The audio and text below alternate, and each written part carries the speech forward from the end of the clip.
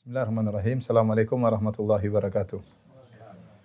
Alhamdulillahi ala ihsanihi wa syukru lahu ala taufiqihi wa amtinanihi. Wa asyhadu an la ilaha illallah wahdahu la syarika lahu ta'ziman li sya'nihi. Wa asyhadu anna Muhammadan abduhu wa rasuluhu da'ila ridwani. Allahumma salli alaihi wa ala alihi wa ashabihi wa ikhwani.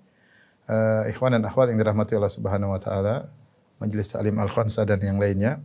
Kita lanjutkan bahasan tentang akidah Imam Syafi'i berdasarkan apa yang beliau utarakan dalam buku-buku beliau seperti Ar-Risalah dan dan juga berdasarkan apa yang dinukilkan dari murid-murid beliau dengan sanad yang sahih.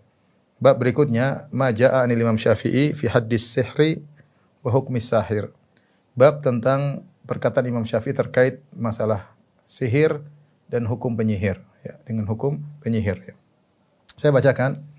Qala Imam Syafi'i rahimahullahu taala, Imam Syafi'i berkata, "Wasihru ismun jami'un li ma'anin mukhtalifah." Sihir adalah, ketika beliau mendefinisikan sihir, beliau berkata, sihir adalah suatu nama yang mencakup banyak model. Isyarat dari Imam Syafi'i bahwasanya sihir itu banyak modelnya, ya. Banyak model, bentuk-bentuknya banyak, terus model-modelnya banyak, hukumnya juga berbeda-beda, mengisyaratkan beliau ingin mengatakan hukumnya berbeda-beda. Fa yuqalu lis-sahir sifis sihra alladhi tasharu bihi. Maka kalau ada orang melakukan sihir, ditanyakan kepadanya, jelaskan bagaimana cara engkau mempraktikkan mengerjakan sihirmu. Fa in kana ma yasharu bihi kalamu kufrin sarih ustutiba minhu. Kalau ternyata dalam praktek sihirnya dia menggunakan kata-kata yang kufur yang jelas, maka dia dimintai taubat. Fa in taba, kalau dia bertobat maka itu yang diharapkan. Wa illa qutil, kalau tidak maka dia dibunuh karena dia telah kafir, murtad, dibunuh karena hukum murtad. Wa ukhidha maluhu fai'an, dan hartanya diambil, hartanya dirampas untuk baitul mal. Wa in kana ma yasharu bihi kalaman la yakunu kufran wa kana ghairu ma'ruf, kalau ternyata sihir yang dia lakukan menggunakan kata-kata yang bukan kufur dan kata-kata yang tidak dikenal, lam yadhurra bihi ahadan, dan tidak memudaratkan seorang pun, nuhiya anhu. Dia bikin sihir tapi bukan kata-kata kufur. Tidak ada istighatsah kepada jin, tidak ada minta tolong kepada jin.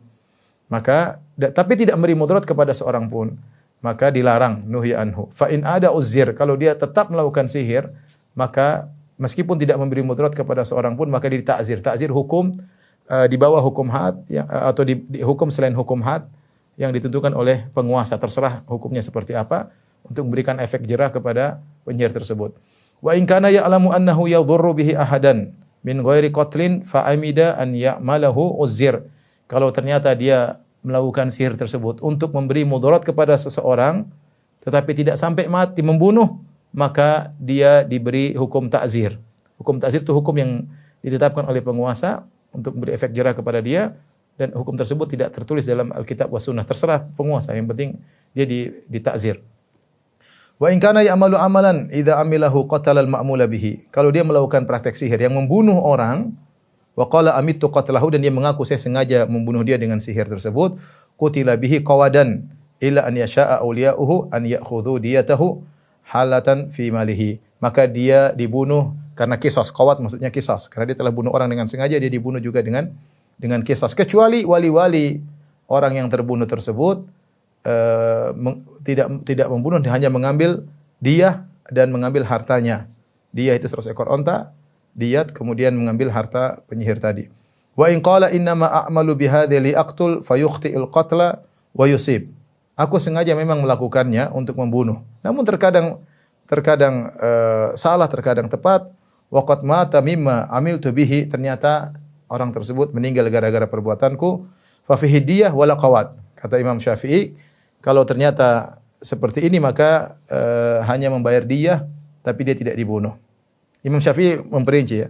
Wa in qala qad sahartuhu sahran marada minhu, kalau aku telah menyihirnya sehingga dia sekedar sakit, walam yamut minhu, kemudian ternyata dia tidak meninggal gara-gara sihir tersebut, aqsama awliya'uhu lamata min dzalikal amal, dan sementara wali-wali yang terbunuh mengatakan ini mati gara-gara penyakit tersebut. Wa kanat lahum diyah wala qawat, maka para wali-wali, yaitu para walinya yang terbunuh, hanya menerima diyat dan tidak mendapatkan mengkisos penyihir tadi. Lahum malu sahir wala yagnam illa fi an yakuna as-sihru kufran. Maka mereka bisa mengambil harta sang penyihir, namun mereka tidak bisa mengambil harta kecuali jika sihir tersebut ada kufran musarrahan, kufur yang jelas. Kemudian Imam Syafi'i menyebutkan dalil, wa amara Umar an yaqtula sahara indana. Umar menyuruh agar para penyihir dibunuh. Wallahu taala a'lam. Allah yang lebih mengetahui. In kana sihru kama wasafna syirkan. Jadi Umar pernah memerintahkan untuk membunuh para penyihir jika penyihir tersebut melakukan kesyirikan. Wa kadzalika amara Hafsah. Demikian juga Hafsah putrinya Umar pernah memerintahkan untuk membunuh para penyihir. Sehingga yang dibunuh adalah para penyihir yang melakukan kesyirikan. Wa amma bai'u Aisyata al-jariyata, adapun Aisyah menjual budaknya, walam ta'mur bi qatliha. Budaknya ini menyihir Aisyah. Terus Aisyah tahu ternyata dia telah menyihir Aisyah. Aisyah ternyata menjual budaknya tersebut dan tidak membunuh budak yang telah menyihirnya. Fayushbihu an takuna lam ta'rif masihru faba'atha. Bisa jadi sepertinya budak yang menyihir Aisyah tersebut tidak mengerti kalau sihir yang dia lakukan ternyata syirik. Maka Aisyah tidak membunuh budak tersebut tapi menjualnya ke orang lain. Li'anna laha bai'aha indana wa illam tasharha. Karena boleh bagi Aisyah untuk menjual wanita tersebut jika tidak menyihir Aisyah. Walau aqarrat inda Aisyah anna sihra syirkun, seandainya budak wanita tersebut mengakui sihir adalah syirik, ma tarakat qatlaha, maka Aisyah pasti membunuhnya. Wa illam tatub, jika dia tidak bertobat. Au dafa'atha ilal imami liyaqtulaha, atau Aisyah akan menyerahkan penyihir tadi kepada penguasa untuk membunuhnya jika sang penguasa berkehendak. Wa haditsu Aisyah anin Nabi sallallahu alaihi wasallam ala ahadi hadhil ma'ani indana, dan hadis Aisyah dari Nabi sallallahu alaihi wasallam adalah berjalan dengan salah satu dari makna-makna yang kami sebutkan, Allah taala alam. Ini pembahasan yang saya nukilkan tadi secara lengkap. Intinya hukum sihir, ya. Hukum sihir ada khilaf di kalangan para ulama, dua pendapat, ya. Dua pendapat.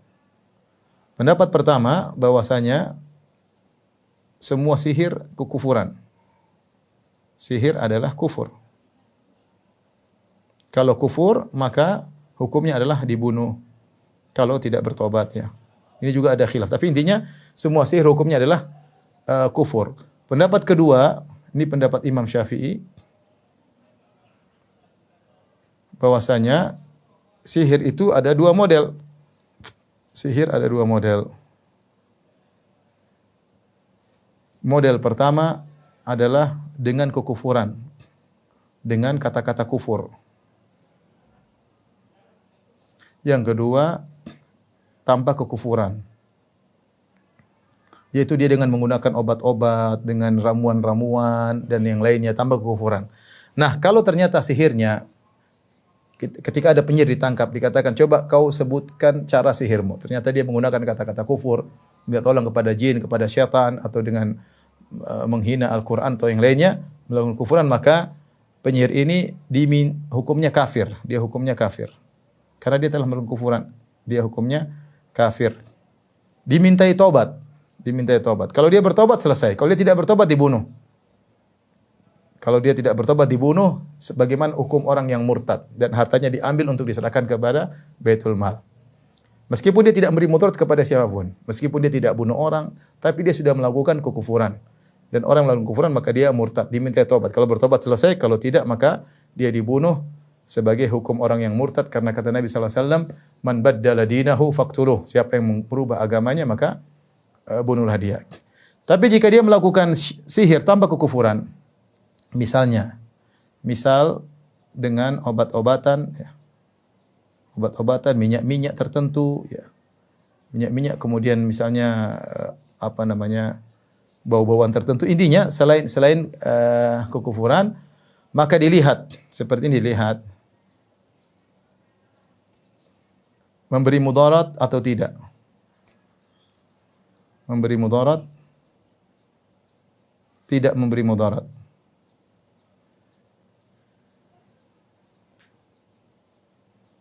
Kalau tidak memberi mudarat, kemungkinan pertama, kemungkinan kedua. Kemungkinan pertama, tidak memberi mudarat, maka dia dilarang. Kalau dia berhenti, selesai. Kalau dia tidak berhenti, maka dia diberi takzir. Takzir itu hukum yang ditetapkan oleh penguasa. di luar dari hukum had. Kalau hukum had dalam Islam sudah ditentukan, seperti zina yang sudah menikah dirajam, kalau belum menikah maka dicambuk 100 kali kemudian diasingkan setahun. Ya misalnya mencuri dipotong tangannya, ini hukum had namanya, hukum had. Nah, ada hukum-hukum yang boleh dibuat oleh penguasa di luar hukum had. Terkadang keras, terkadang ringan, itu namanya hukum had, dan itu kembali kepada kebijakan penguasa. Nah, seperti ini penyihir yang tidak sampai pada derajat kafir, dia hanya menggunakan obat-obatan, ramuan-ramuan. Nah, dia harus dihukum ya karena dia melakukan perbuatan yang dilarang. Tapi hukumannya takzir karena dia bukan sihir, bukan kufur. Hukumannya takzir. Hukumannya kembali kepada penguasa, yang penting dia diberi efek jera. Tapi kalau dia beri mudarat, maka dilihat mudarat tersebut ada dua kemungkinan, membunuh atau tidak membunuh. Membunuh atau tidak sampai membunuh. Kalau tidak sampai membunuh, maka hukumnya sama seperti ya, ditakzir. Ditakzir hukumnya kembali kepada sang penguasa karena tidak sampai membunuh. Tapi kalau membunuh maka dilihat. Jika membunuh dilihat juga. Ini saya berusaha meringkas perkataan Imam Syafi'i yang panjang tadi kita bacakan. Membunuh bisa terlihat sengaja, bisa ada nilai tidak sengaja. Ya, seperti tidak sengaja bilang ini terkadang membunuh, terkadang tidak. Sihir saya ini kadang-kadang bisa, kadang-kadang enggak bisa. Tahu-tahu bisa. Ya, ini contoh dia tidak sengaja. Dia cuma ingin, tapi kadang-kadang memang mematikan, kadang-kadang tidak. Kalau seperti itu tidak sengaja, maka dia cuma bayar dia. Bayar dia. Dia itu 100 ekor onta, 100 ekor onta. Dia diberikan kepada wali-walinya karena dia hukum dia membunuh tidak sengaja ya. Atau dia ternyata membuat sihir sakit. Dia tidak bermaksud membunuh. Sihir ini biasanya cuma sakit. Ternyata sakit tersebut menyebabkan orang yang disihir mati. Ya, maka ini juga cuma bayar dia. Tapi kalau dia sengaja membunuh, maka dia ada diyat dan qawat. Dia harus kisos. Si penyihir harus dikisos, yaitu dibunuh. Kecuali wali-walinya memaafkan atau mengambil diyat atau mengambil hartanya. Intinya hukumnya seperti membunuh sengaja. Hukumnya sama seperti membunuh dengan sengaja. Qatlul amdun, membunuh sengaja. Intinya kalau kita perhatikan, ikhwan dan akhwat yang dirahmati Allah Subhanahu wa taala, ternyata Imam Syafi'i punya pendapat menyelisih banyak ulama. Banyak ulama mengatakan semua sihir harus dibunuh. Karena tidak mungkin dia melakukan sihir kecuali dia melakukan kekufuran. Kalau tidak melakukan kekufuran namanya bukan sihir. Sihir itu pasti ada kekufuran. Maka banyak ulama mengatakan sihir hukumnya adalah kufur dan pelakunya murtad. Pelakunya murtad. Berbeda dengan Imam Syafi'i. Imam Syafi'i beliau membagi. Sihir mungkin ada yang kafir, ada yang tidak kafir. Imam Syafi'i ketika membagi seperti ini, tentu beliau punya dalil. Apa dalil beliau? Dalil beliau di antaranya sabda Nabi SAW, "Ijtanibu as-sab'a minal mubiqat." Kata Nabi SAW, jauhilah 7 perkara yang membinasakan. 7 perkara tersebut Rasulullah SAW menyebutkan. Pertama, asyirku billah. Yang kedua, as-sihr. Yang ketiga, qatlun nafs. Rasulullah sebut sampai 7. Ada makan riba, ada lari dari peperangan, makan harta anak yatim. Di antaranya Rasulullah SAW mengatakan pertama adalah syirik. Yang kedua, sihir. Di sini dalam hadis ini Rasulullah SAW membedakan antara syirik dengan sihir. Sehingga kata ulama Syafi'iyah, ketika Rasulullah SAW membedakan antara syirik dan sihir, berarti sihir tidak selalu syirik.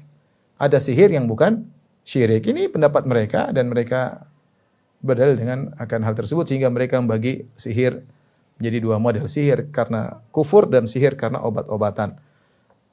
Adapun kalau karena kufur maka hukumnya tadi kalau tidak bertobat dibunuh, kalau bukan karena kekufuran maka perincian yang kita sebutkan. Demikian juga Imam Syafi'i berdalil bahwasanya Aisyah pernah disihir, namun dia tidak memerintahkan untuk membunuh wanita yang menyihirnya. Taib, ini sudah. Dalil-dalil fatwa para sahabat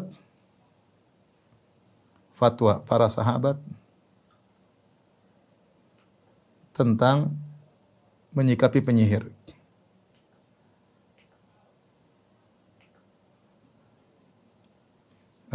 Pertama, perintah Umar bin Khattab radhiyallahu anhu Kemudian juga perintah Hafsah binti Umar radhiyallahu anhuma. Dua-duanya memerintah untuk membunuh para penyihir. Membunuh para penyihir.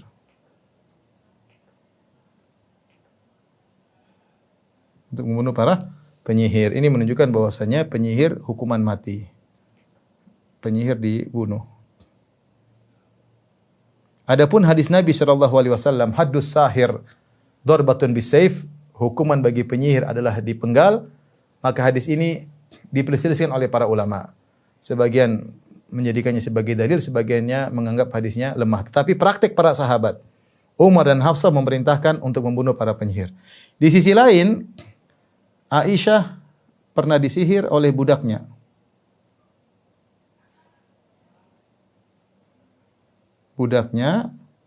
Namun Aisyah tidak menyuruh untuk membunuhnya. Namun Aisyah tidak menyuruh untuk membunuhnya. Tapi malah beliau jual. Dari sini Imam Syafi'i memahami bahwasanya tidak semua penyihir dibunuh. Ada yang dibunuh, yang tidak. Buktinya Aisyah berfatwa budaknya tidak dibunuh. Jadi bagaimana Aisyah? Aisyah ini ceritanya beliau radhiyallahu anha karena baik, dalam riwayat yang banyak sekali, saya bacakan terlalu panjang. Intinya Aisyah radhiyallahu taala anha, beliau saking baiknya, beliau punya budak wanita, beliau bilang, nanti kalau saya meninggal kamu merdeka. Ya, nanti kalau saya meninggal kamu merdeka. Ternyata budak ini pingin cepat merdeka. Supaya dia cepat merdeka, dia pingin majikannya mati. Jadi Aisyah bilang kalau saya meninggal, namanya mudabbarah ya, budak yang kalau di dalam istilah fuqaha, kalau dikatakan budak andubur atau mudabbar, yaitu budak yang dijanjikan merdeka jika majikannya meninggal dunia. Dia bilang, kamu merdeka tapi kalau saya meninggal dunia. Akhirnya dia pingin dia cepat merdeka, maka dia menyihir Aisyah. Aisyah kemudian sakit ya. Akhirnya ada yang beritahu bahwasanya Aisyah disihir oleh budaknya, maka Aisyah panggil budaknya tersebut. Kata Aisyah kepada budaknya, saya bacakan, asahartini, kau sihir saya? Kepada budaknya. Faqalat na'am, iya saya sihir engkau wahai Aisyah. Faqalat, Aisyah bertanya, lima, kenapa kau sihir saya? Qalat, ahbabtu al-itq, aku ingin segera merdeka. Aisyah akhirnya menghukumnya dengan berkata, ahbabtal itqa fa wallahi la tu'taqi abadan. Kau ingin merdeka tapi dengan cara seperti ini kau tidak akan merdeka selama-lamanya.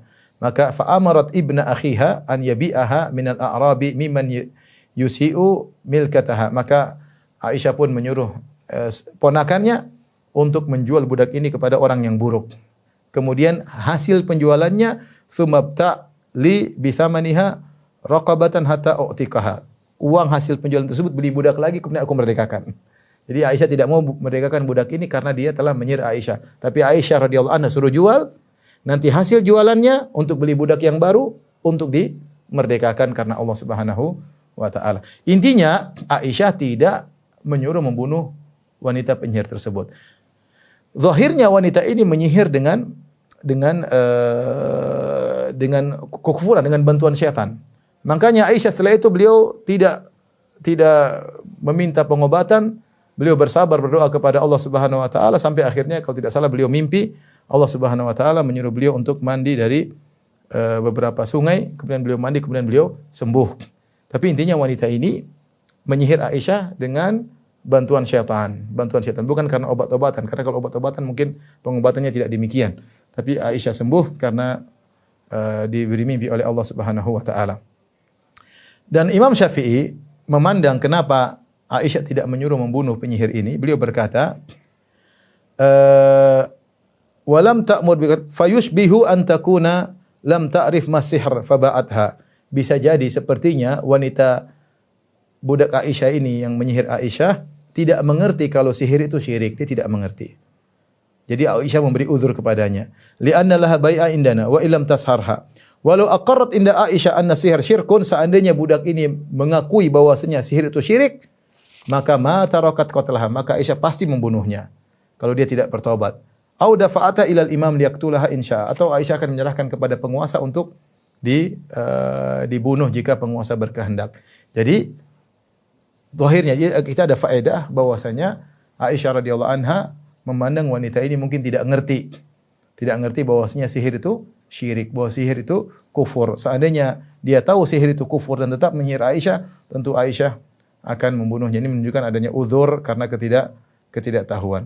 Taib ini pendapat Al-Imam Syafi'i rahimahullah, intinya beliau memandang sihir itu tidak semuanya mutlak syirik, tidak semuanya mutlak kekufuran. Dan pendapat Imam Syafi'i ini dikuatkan oleh dipilih oleh Syekh Muhammad Al-Amin Syinqiti. Beliau berkata bahwasanya sihir ada dua model, ada yang kekufuran, ada yang tidak.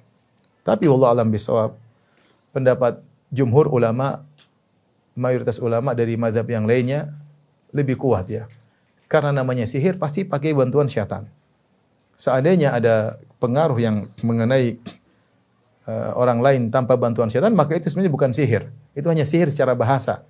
Tapi kalau sihir secara syar'i yang datang dalam syariat ya, maka sihir itu pasti menggunakan bantuan syaitan. Sihir pasti kekufuran karena ketika Rasulullah SAW menyebut tentang sihir semuanya terkait dengan kekufuran. Sebagaimana Allah sebutkan tentang Harut dan Marut, wa ma yu'allimani min ahadin hatta yaqula innama nahnu fitnatun fala takfur. Tidaklah malaikat Harut dan Marut mengajarkan ilmu sihir kepada seorang kecuali mereka berdua berkata, jangan kalian, sungguhnya kami hanyalah ujian, maka jangan kalian kufur. Ya, dan Allah mengatakan wala yuflihu sahiru haitsu ata, bahwasanya penyihir tidak akan beruntung selama-lamanya. Sehingga pendapat mayoritas ulama sepertinya lebih kuat bahwasanya namanya sihir secara syar'i pasti syirik.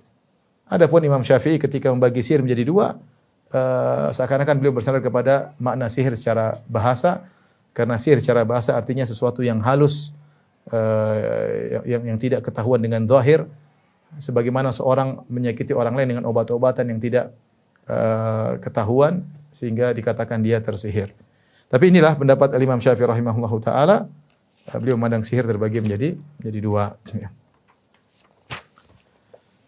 Taib, kita lanjut pada pembahasan kedua ya. Bab ya, ma jaa 'anil Imam Syafi'i rahimahullahu taala fi man yad'i annahu yaral jin.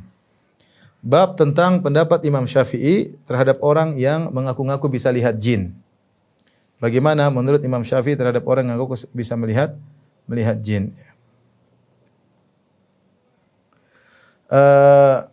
Dari Harmalah bin Yahya, qala, murid Imam Syafi'i Harmalah, beliau berkata, sami'tu Syafi'iyya yaqul, aku mendengar Imam Syafi'i berkata, man za'ama min ahlil adalah annahu yaral jin, abtalna syahadatahu. Siapa di antara orang yang thiqah, yang adil adalah, orang yang thiqah dipercaya, ngaku-ngaku bisa lihat jin, maka kami batalkan persaksiannya. Artinya persaksiannya kami tolak, kami gugurkan adalahnya. Kalau dia mau jadi saksi tidak diterima. Kenapa dia ngaku lihat jin? Kenapa persaksian ditolak? Imam Syafi'i punya dalil. Liqaulihi ta'ala, karena Allah berfirman, innahu yarakum huwa wa qabiluhu min haitsu la tarawnahum. Sungguhnya syaitan itu melihat kalian dan juga anak buahnya melihat kalian, keturunannya melihat kalian min haitsu la tarawnahum, dari sisi di mana kalian tidak bisa melihat mereka. Jadi Allah menetapkan syaitan dan anak buahnya bisa melihat kita, namun kita tidak bisa melihat syaitan dan anak buahnya. Illa ayyakuna nabiyan, kata Imam Syafi'i, yang bisa lihat jin hanya nabi. Yang bisa lihat jin hanya nabi.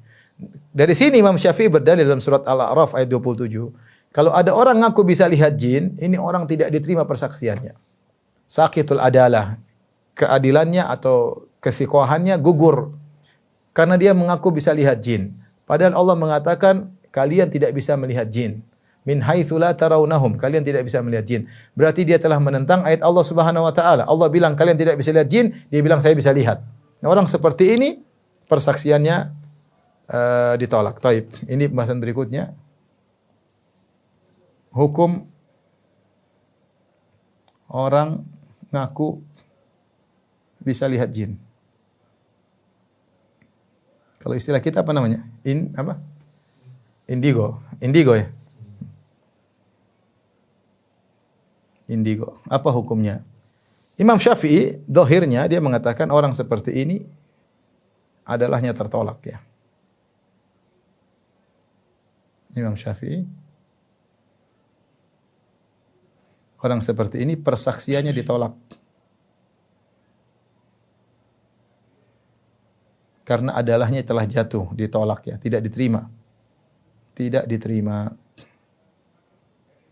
Kenapa? Karena Allah mengatakan kalian tidak bisa melihat jin. Kata Allah, min haitsu la tarawnahum. Iblis dan anak buahnya melihat kalian di mana kalian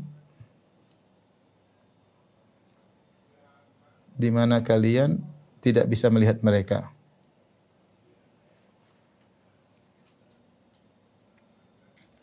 Tidak bisa melihat mereka. Hukum orang aku bisa melihat jin ini ternyata ada khilaf di kalangan para ulama. Ini khilaf. Ya. Ini pendapat pertama Imam Syafi'i mengatakan kalian tidak bisa melihat mereka. Siapa yang aku bisa lihat jin, maka persaksi ditolak. Tidak bisa menjadi saksi. Pendapat yang kedua bahwasanya siapa saja mungkin melihat jin.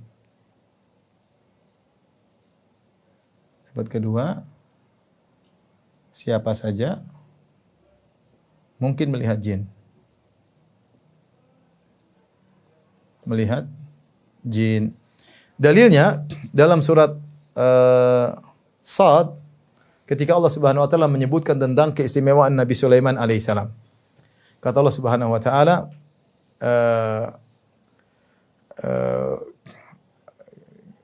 ketika menceritakan tentang kelebihan Nabi Sulaiman, ya Allah Subhanahu wa taala, "Walau qad fatanna Sulaiman", sungguh kami telah menguji Sulaiman, "wa alqaina ala kursiyyihi jasadan tsumma anab."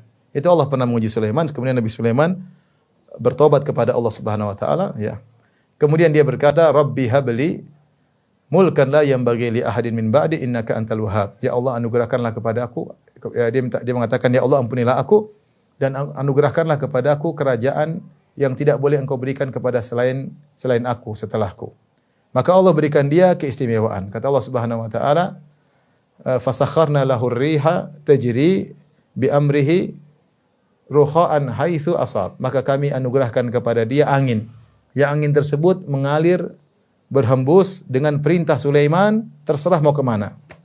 Allah berikan, dan ini tidak ada yang bisa menguasai angin kecuali Nabi Sulaiman. Setelah itu bukan cuma angin, kata Allah, "Wasyayatina kulla banna'in wa gawwas." Dan kami berikan tundukan dia juga kepada Sulaiman, sakharna, kami tundukkan setan-setan, setannya jin-jin, setan-setan yang setan-setan tersebut ada setan-setan kontraktor, tukang pembangun, bangun-bangun, ada setan penyelam.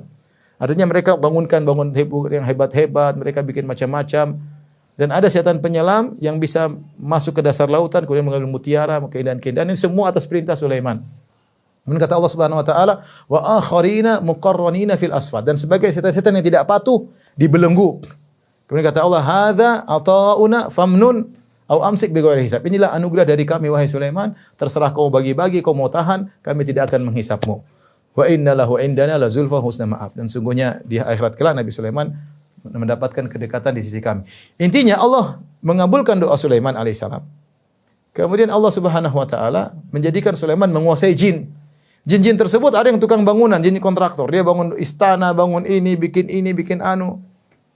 Dan ada jin-jin yang tukang menyelam. Dia menyelam ke lautan, dasar sungai, dasar lautan, mengambil mutiara, mengambil ikan, mengambil yang tidak dimampu oleh manusia. Kemudian ada jin model kedua, model jin yang tidak taat. Yang jin-jin tersebut tidak taat kepada Allah, maka mereka dibelenggu. Kata Al-Khattabi rahimahullahu taala ketika mengomentari ayat ini, beliau mengatakan ini menunjukkan bahwasanya para pengikut Nabi Sulaiman lihat jin-jin tersebut. Mereka lihat jin di perintah Sulaiman, mereka lihat jin menyelam, mereka lihat jin memindahkan barang-barang. Jin Ifrit saja di bawah perintah Nabi Sulaiman. Jin Ifrit yang pernah menawarkan kepada Sulaiman, "Ana atika bihi qabla an taquma min maqamik." Wahai Sulaiman, aku akan mendatangkan singgasana Balqis sebelum kau berdiri di tempat dudukmu. Dan ini semua dilihat oleh manusia-manusia yang merupakan pengikut Nabi Sulaiman, dan mereka juga melihat ada jin-jin yang terbelenggu, jin-jin yang terbelenggu oleh Nabi Sulaiman. Karena adanya jin-jin yang tunduk kepada Sulaiman tersebut adalah mukjizat Nabi Sulaiman. Konsekuensinya berarti rakyat Nabi Sulaiman harus melihat jin-jin tersebut. Dari sini Al-Khattabi berpendapat bahwasanya siapa saja bisa melihat jin kalau Allah berkehendak. Siapa saja bisa melihat jin dalam bentuk aslinya. Dalam bentuk aslinya. Karena rakyat Sulaiman alaihissalam melihat jin. Melihat jin-jin dan setan-setan. Ini pendapat kedua. Siapa saja bisa lihat jin. Pendapat yang ketiga ini pendapat yang lebih kuat. Tengah-tengah, pendapat yang tengah.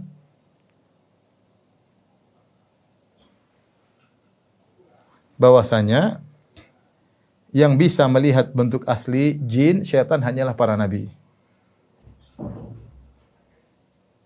Bentuk asli syaitan atau jin hanya para nabi. Selain para nabi, mungkin melihat jin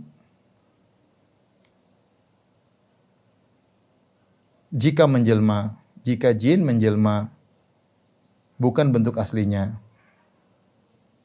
Bukan bentuk aslinya. Ya.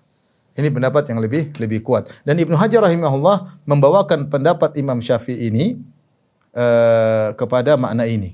Itu Ibnu Hajar mengatakan yang dimaksud dengan Imam Syafi'i, siapa yang mengaku bisa lihat jin, ditolak kesaksiannya, maksudnya yang mengaku bisa lihat jin dalam bentuk aslinya. Karena kata Imam Syafi'i yang bisa lihat bentuk aslinya cuma apa? Cuma nabi. Jelas. Saya bacakan ulangi perkataan Imam Syafi'i. Jadi Imam Syafi'i zahirnya tidak berpendapat tidak mungkin melihat jin, tapi maksudnya tidak mungkin melihat jin pada bentuk aslinya. Kata Imam Syafi'i, man za'ama min ahli al-adalah annahu yaral jin abtalna syahadatahu. Siapa yang menyangka bisa lihat jin, maka kami akan gugurkan persaksiannya. Maksudnya melihat jin dalam bentuk aslinya. Illa an yakuna nabiyan, kecuali nabi. Saya bacakan perkataan Ibnu Hajar mengomentari. Beliau berkata, wa hadza mahmulun ala man yad'i ru'yatahum ala suwarihim allati khuliqu 'alaiha. Maksud Imam Syafi'i yaitu siapa yang mengaku bisa lihat bentuk jin asli. Ini orang seperti ini enggak bisa. Yang bisa lihat jin bentuk asli cuma nabi. Cuma nabi. Wa amma man da'a annahu yara syai'an minhum ba'da an yatatawwara ala suwarin syatta minal haywan fala yuqdah fihi. Adapun orang yang mengaku lihat jin tapi jin sudah menjelma jadi bentuk-bentuk hewan, bentuk yang lainnya, maka tidak tercela karena jin mampu untuk menjelma. Wa qad tawataratil akhbar bi tatawwurihim fi suwar, dan telah mutawatir banyak berita tersebar jin bisa menjelma menjadi macam-macam. Wa ikhtalafa ahlul kalam fi dzalika faqila, maka berselisihlah para ulama atau ahlul kalam tentang masalah ini. Kok bisa jin menjelma? Wa huwa qila, ada yang berpendapat huwa takhyilun faqat, yang benar jin tidak bisa berubah dari bentuk satu ke bentuk yang lain. Mata kita saja yang dibuat khayalan. Dia tidak berubah, tetap aja begitu. Cuma kalau kita lihat seakan-akan dia berubah. Jin punya kemampuan buat kita berkhayal. Ini pendapat pertama. Wala yantaqilu ahadun an suratihil asliyah. Tidak satu pun yang bisa berubah dari bentuk aslinya. Jin tidak bisa berubah. Cuma dia tetap saja bentuknya. Cuma kalau kita lihat ternyata kok mirip si manis jembatan Ancol. Kalau kita lihat kok seperti gendruwo, kita lihat kok seperti tuyul, mbak yul. Misalnya itu semua hanyalah khayalan, tapi jinnya gitu-gitu aja. Bentuk aslinya tidak bisa kelihatan. Yang bisa lihat bentuk aslinya cuma nabi. Para nabi. Wakil ini pendapat kedua. Pendapat pertama, jadi hanya hayalan mata. Pendapat yang kedua, qila bal yantaqiluna lakin la biqtidarihim ala dzalika bal bi dharbin minal fi'li. Idza fa'alu intaqala kasihir. Yang benar mereka bisa berubah tapi bukan dengan kemampuan mereka, akan tapi mereka melakukan sebuah kegiatan sehingga mereka bisa berubah bentuk seperti sihir. Kata Ibnu Hajar, wa hadza yarqad yarju ila al-awwal. Ini bisa saja sama dengan yang pertama. Artinya yang pendapat pertama mengatakan mereka tidak bisa berubah, hanya mereka buat khayalan manusia. Pendapat yang kedua, mereka bisa berubah namun dengan praktek sihir. Praktek ilmu yang mereka kerjakan jin-jin tersebut sehingga mereka bisa menjelma. Kata Ibnu Hajar, ini sama saja dengan yang pertama. Artinya mereka tidak bisa berubah, hanya khayalan manusia yang ditipu. Kemudian beliau berkata, wa fihi, ini perkataan ini dari Ibnu Hajar. Beliau berkata, wa fihi atharun an Umar akhrajahu Ibnu Abi Syaibah bi isnadin sahih. Ada athar dari Umar bin Khattab diriwayatkan oleh Ibnu Abi Syaibah dengan sanad yang sahih. Annal ghayalan dzukiru inda Umar.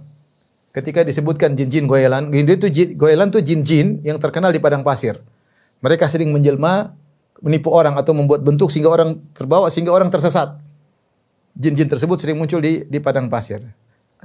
ada orang-orang ngomong tentang jin-jin tersebut di sisi Umar. Kata Umar, "Inna ahadan la yastati'u an yatahawwal an suratihi allati khalaqallahu 'alaiha." Tidak satu orang pun yang bisa, tidak sesuatu pun bisa berubah dari bentuk aslinya yang Allah ciptakan. Walakin lahum saharatun ka saharatikum. Fa idza ra'aitum dzalik fa'adzinu. Tapi jin-jin itu punya ahli sihir juga. Sebagaimana kalian punya ahli sihir.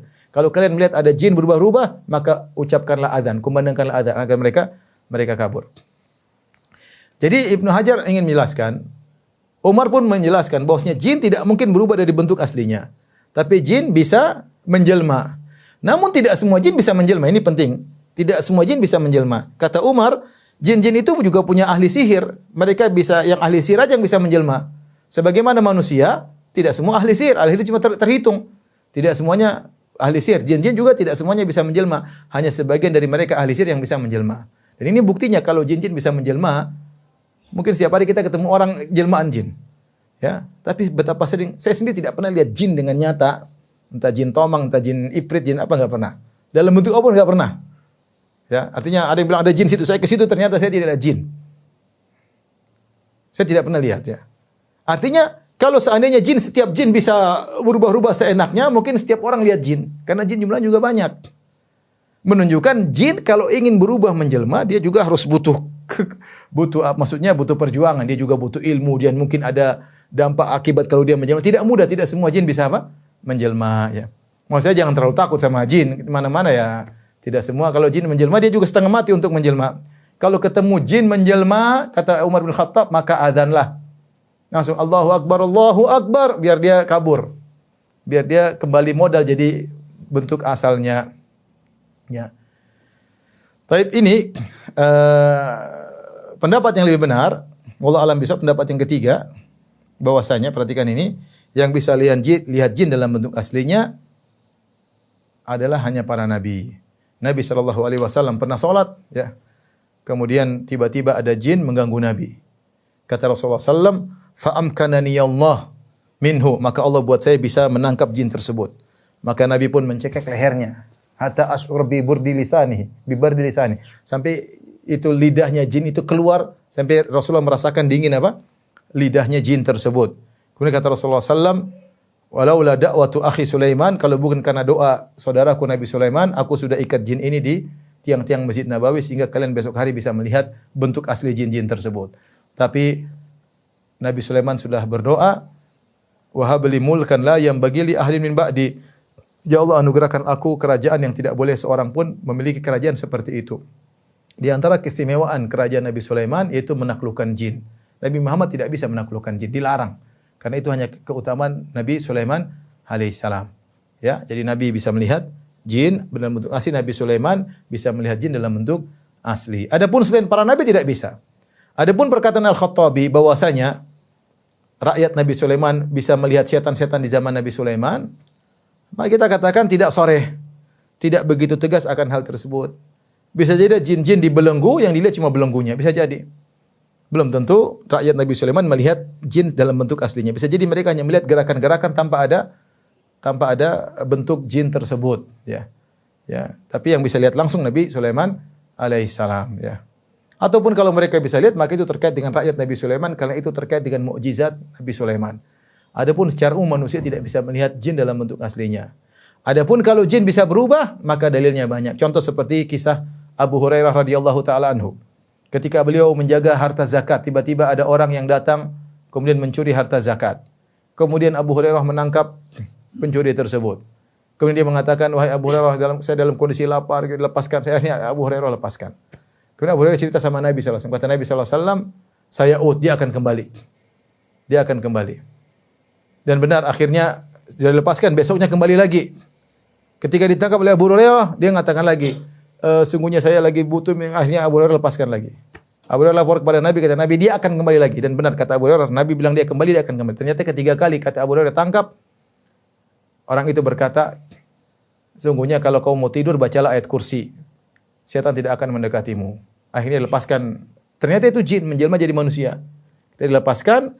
Abu Hurairah lapor kepada Nabi sallallahu alaihi wasallam, kata Nabi sallallahu alaihi wasallam, "Shadaqaka wa huwa kadzdzub." Sungguhnya jin kali itu lagi benar. Dia bilang baca ayat kursi itu benar, tapi sungguhnya dia pendusta. Sungguhnya dia pendusta. Sehingga ini hukum asal jin. Hukum asal jin adalah pendusta, namun kadang-kadang jujur. Kadang-kadang apa? Jujur. Seringnya berdusta. Nah, dari sini dalil bahwasanya Abu Hurairah lihat jin, tapi jinnya dalam bentuk apa? Manusia. Sebagaimana Ghailan, orang-orang Arab sering ketika ke padang pasir mereka lihat ada jelmaan-jelmaan. Itu semua jelmaan jin. Namun tidak semua jin bisa menjelma. Dari sini kita bisa pahami bahwasanya manusia mungkin bisa lihat jin, tapi dalam bentuk jelmaan. Dalam bentuk apa? Jelmaan. Bentuk aslinya nggak ada yang bisa lihat kecuali para nabi. Siapa ngaku-ngaku bisa melihat bentuk jin yang asli? Kita bilang dia tidak diterima lagi syahadahnya karena Allah yang bilang innahu yarakum huwa wa qabiluhu min haitsu la tarawnahum. Sungguhnya iblis dan pengikutnya bisa melihat kalian dari arah kalian tidak bisa melihat mereka. Yang bisa lihat jin dalam bentuk aslinya hanyalah para nabi. Dari sini kita bawakan perkataan Imam Syafi'i, kalau ada orang ngaku bisa lihat jin, kita bilang ini bukan kelebihan ya. Karena yang bisa lihat jin harusnya para nabi. Adapun dia bisa melihat jin dalam bentuk jelmaan-jelmaan, sungguhnya dia sedang diganggu. Sungguhnya dia sedang apa? Diganggu. Harusnya kalau diganggu dia azan, sebagaimana perkataan Umar bin Khattab, ya. Ketika dia bisa mampu melihat jin dalam bentuk-bentuk jelmaan-jelmaan, berarti dia sedang diganggu. Entah ada jin dalam tubuhnya sehingga membuat dia bisa melihat, entah jin intinya dia diganggu oleh jin sehingga dia melihat bentuk-bentuk tersebut. Adapun dilihat bentuk aslinya enggak mungkin.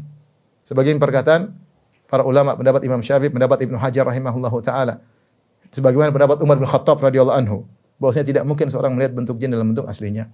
Itulah kenyataan yang kita lihat, laporan masyarakat demikian. Saya lihat jin, pasti bentuknya genderuwo, atau bentuknya malampir, atau bentuknya kuntilanak, atau bentuknya sundul bolong. Ya, itulah jin-jin Indonesia yang miskin dan kekurangan, belum mandi. Kalau kita pergi ke jin-jin Eropa, vampire, bajunya keren, berjas, atau jin-jin ternyata hayalan manusia sesuai dengan tingkatan ekonomi penghayalnya. Jadi maksud saya intinya pembahasan kita bahwasanya tidak mungkin seorang melihat jin pada bentuk aslinya kecuali para nabi. Nabi Sulaiman alaihissalam, Nabi Muhammad sallallahu alaihi wasallam. Adapun selain nabi maka mereka sedang diganggu atau dihayalkan pandangan mereka. Nah, kalau kita melihat ada jin dalam bentuk sesuatu kita azan, kata Umar bin Khattab radhiyallahu taala anhu. Baik. Pembahasan terakhir kita bahas kesempatan kali ini tentang ini sudah berikutnya tentang ruqyah ya. Ruqyah. Ada perkataan Imam Syafi'i yang perlu kita jelaskan ya. Saya bacakan bab berikutnya, bab ma jaa 'anil Imam Syafi'i rahimahullah fi ruqyah wa syurutiha. Bab tentang perkataan Imam Syafi'i rahimahullah tentang ruqyah dan syarat-syaratnya. Qala Rabi' bin Sulaiman, berkata Rabi' bin Sulaiman, murid Imam Syafi'i, Sa'altu Syafi'iyya 'anil ruqyah. Aku bertanya kepada Imam Syafi'i tentang ruqyah. Faqala la ba'sa an yarqi ar-rajulu bi kitabillah wa ma yu'rafu min dzikrillah. Kata Imam Syafi'i, tidak mengapa meruqyah dengan Al-Qur'an dan apa yang dikenal dari zikir kepada Allah. Jadi boleh dengan Al-Qur'an, boleh zikir dengan hadis Nabi, Asmaullahul Husna, zikir kepada Allah. Oke, ini kita paham. Tapi berikutnya pertanyaan. Qultu, aku bertanya lagi, kata Rabi' bin Sulaiman. Ayarqi ahlul kitabil muslimin, apakah boleh ahlul kitab meruqyah kaum muslimin? Apakah Yahudi Nasrani boleh meruqyah kaum muslimin? Kata Imam Syafi'i, na'am, boleh. Idza raqau bima yu'rafu min kitabillah, jika mereka meruqyah dengan kitabullah, atau zikrullah, atau dengan menyebut nama Allah. Faqultu wa mal hujjatu fi dzalik? Apa dalilnya wahai Imam Syafi'i? Imam Syafi'i mengatakan, apa dalilnya?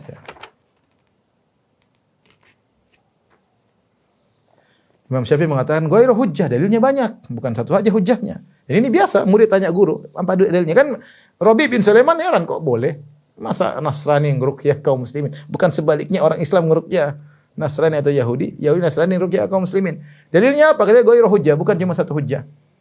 Fa amma riwayatu sahibina wa sahibika fa inna Malikan akhbarana an Yahya bin Sa'id an Amrah binti Abdurrahman an Abu Bakar dakhala ala Aisyah wa hiya tashtaqi wa yahudiyyah tarqiha fa qala Abu Bakar irqiha bi kitabillah. Ya. Riwayat yang diriwayatkan oleh sahabatmu dan sahabat kami dan sahabatmu, sungguhnya Imam Malik meriwayatkan dari Yahya bin Sa'id bin Amrah binti Abdurrahman bahwasanya Abu Bakar radhiyallahu anhu masuk ke Aisyah sementara Aisyah sedang sakit, wa Yahudiyah tarqiha, dan ada Yahudi sedang meruqyah Aisyah.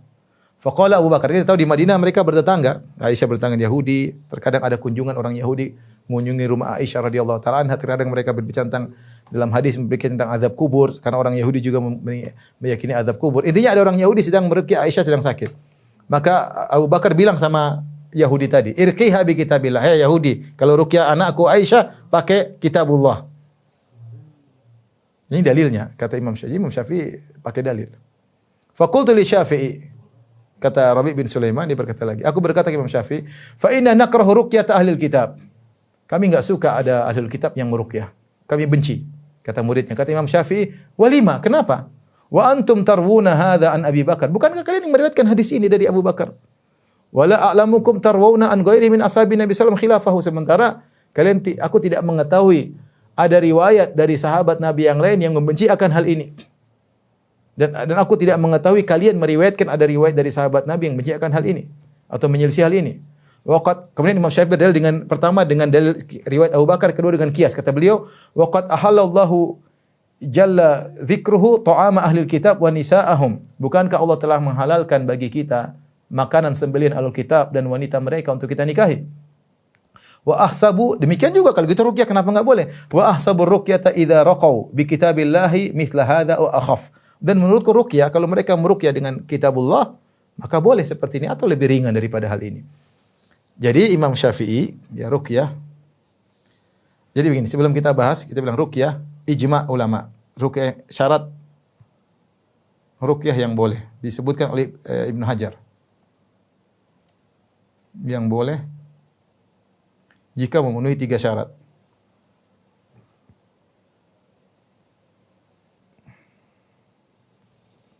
Yang pertama dengan Al-Quran atau hadis, doa-doa, nama-nama Allah, nama-nama Allah, dan sifat-sifatnya. Ini yang pertama. Yang kedua, kata Ibnu Hajar, dengan bahasa yang diketahui, yang dipahami.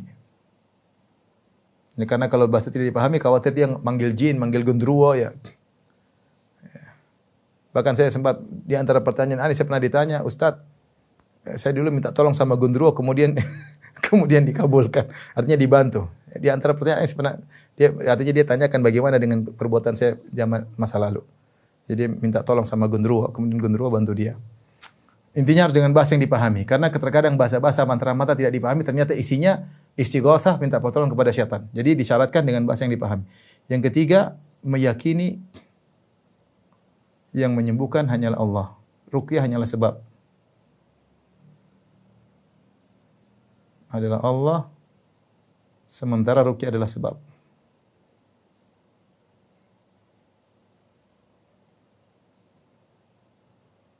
Nah, Imam Syafi'i, Allah alam bisawab. Sekarang kita bahas tentang ruqyah ahlul kitab. Ini ada khilaf di kalangan para ulama. Ruqyah ahlul kitab. Khilaf. Sebagian mengatakan haram secara mutlak, tidak boleh.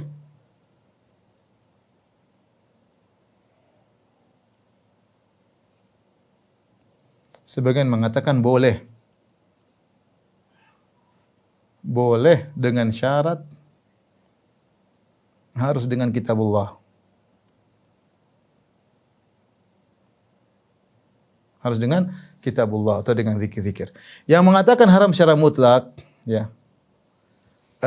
Saya ingat mereka berdalil dengan hadis Ibnu Mas'ud, ya. Intinya hadis ada seorang melapor kepada Ibnu Mas'ud bahwasanya ada wanita kemudian diruqyah oleh ahlul kitab kemudian sembuh, kemudian dia mengatakan itu hanyalah syaitan yang meniup, ya. Coba saya cari riwayatnya.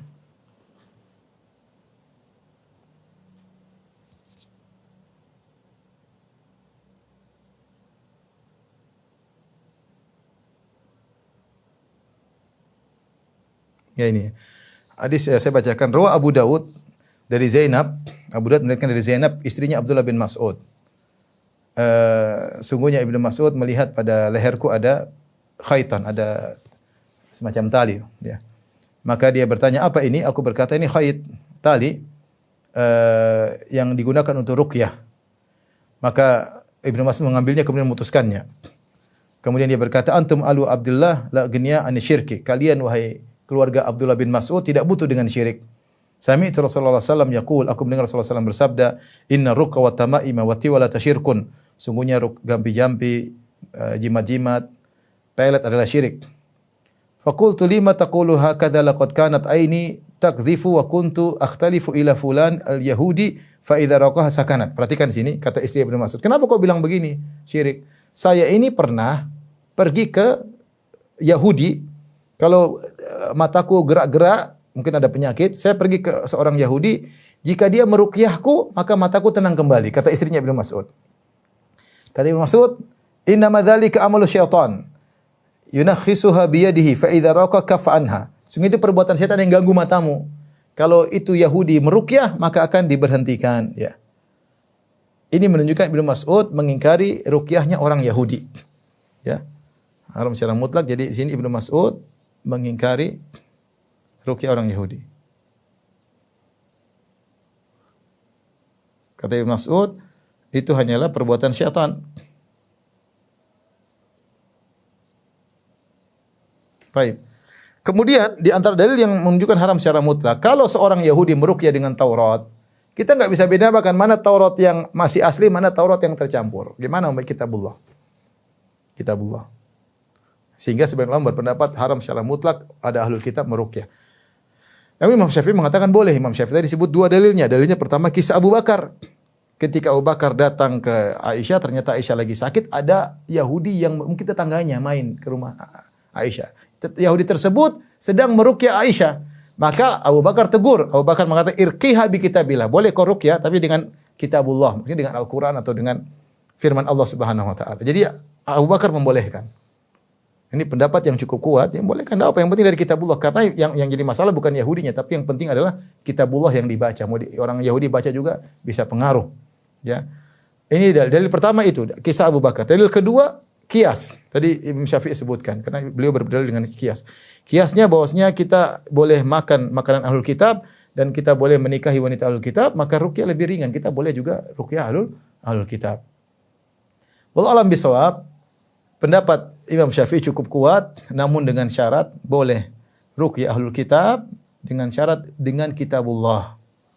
Dengan kitabullah. Artinya kalau ada ahlul kitab baca Al-Qur'an silakan. Ya. Atau Alkitab bisa membaca di lembaran dulu mungkin ada Taurat yang benar-benar firman Allah, tapi sekarang kan susah. Sekarang susah untuk mengetahui mana Taurat yang asli, mana Taurat yang tidak asli. Tapi ada Yahudi kalau baca Al-Qur'an kita persilahkan. Oleh karena Syekh bin Baz pernah ditanya, "Ya Syekh bin Baz, bolehkah ada fatwanya? Bolehkah ahlul kitab meruqyah?" Kata Syekh bin Baz, "Boleh." Dengan Taurat kata Syekh bin Baz tidak, dengan Al-Qur'an. Kalau baca Al-Qur'an tidak apa-apa. Nasrani baca Al-Qur'an tidak apa-apa karena ruqyah harus dengan meminta kepada Allah, dengan firman Allah Subhanahu wa taala. Adapun baca Bible yang sudah tercampur tidak bisa dibedakan mana firman Allah mana bukan, maka kita hindari. Wallahu taala alam bisawab. Ikhwan dan akhwat yang hati Allah Subhanahu wa taala, insyaallah kita lanjutkan pada pertemuan berikutnya. Mudah-mudahan habis lebaran tentang bagaimana perkataan Imam Syafi'i tentang tatoyur, tentang pamali-pamali. Mungkin demikian saja kajian yang bisa kita sampaikan. Insyaallah kita lanjutkan pada kesempatan yang lain. Wabillahi taufiq wal hidayah. Assalamualaikum warahmatullahi wabarakatuh.